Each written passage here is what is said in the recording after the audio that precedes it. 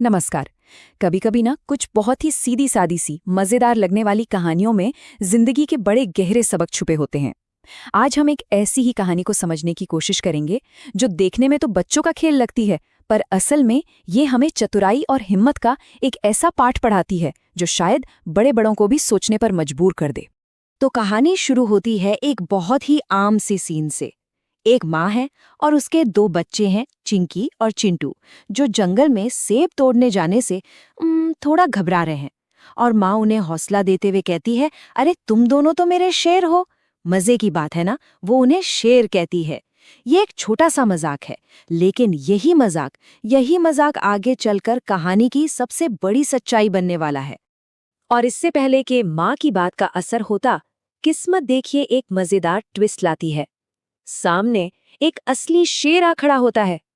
मतलब जो बात अभी तक सिर्फ हिम्मत बढ़ाने के लिए थी, वो अब एक जानलेवा हकीकत बन गई है। एक ही पल में सेब तोड़ने का जो सीधा साधा प्लान था, वो अब जान बचाने की जंग में बदल चुका है। तो इस खतरनाक मोड़ को ठीक से समझने से पहले चलिए एक कदम पीछे चलते हैं और कहानी की शुरुआत को देखते हैं। आखिर ये सब शुरू कैसे हुआ? यहाँ किरदारों का जो बैलेंस है ना, वो बड़ा दिलचस्प है।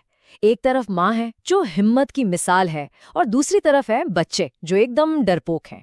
तो ये एक तरह से कहानी का शुरुआती सेटअप है। कहानी हमें तैयार कर रही है कि भाई देखो, जब ये बहादुर माँ मुश्किल में फंसेगी तो इन डरपोक बच्चों को ही कुछ कुछ तो करना पड़ेगा।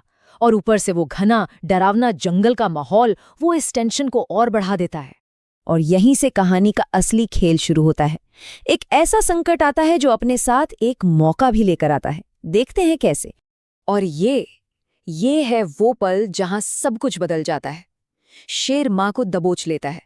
सोचिए, बच्चों का एकमात्र सहारा, उनकी हिम्मत की ढाल, अब खुद शिकार बन चुकी है।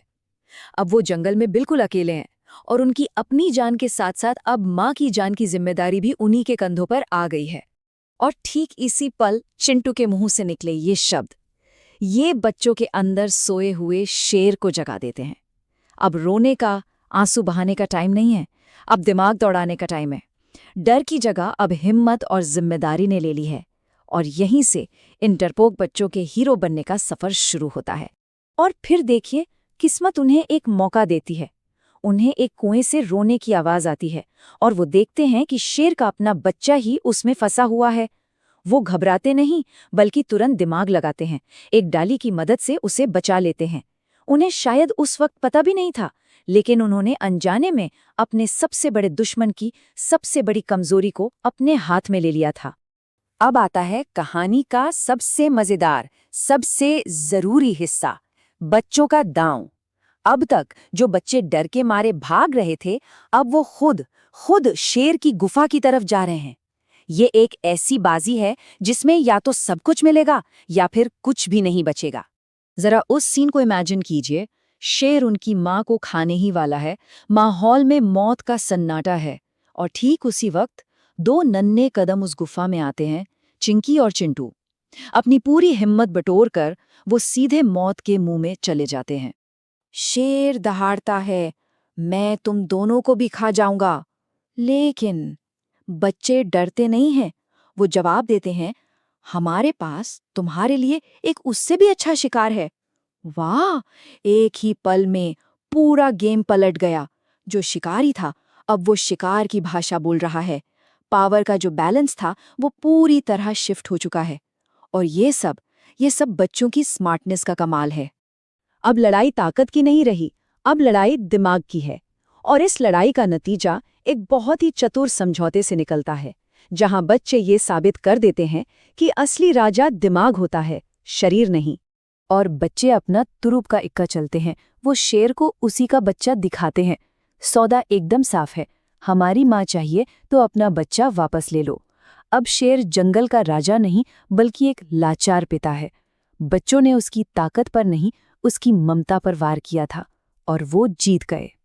और इस तरह परिवार फिर से एक हो जाता है। लेकिन इस बार कुछ बदल गया था।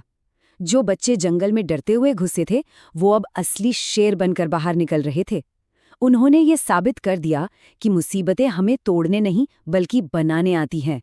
तो ये कहानी हमें एक बहुत ही सीधे से सवाल पर लाकर छोड़ देती है। जब ताकत और बल काम न आए तो क्या सच में चतुराई और दिमाग ही हमारा सबसे बड़ा हथियार है? शायद असली शेर वो नहीं जो दहाड़ता है, बल्कि वो है जो सही वक्त पर सही चाल चलना जानता है।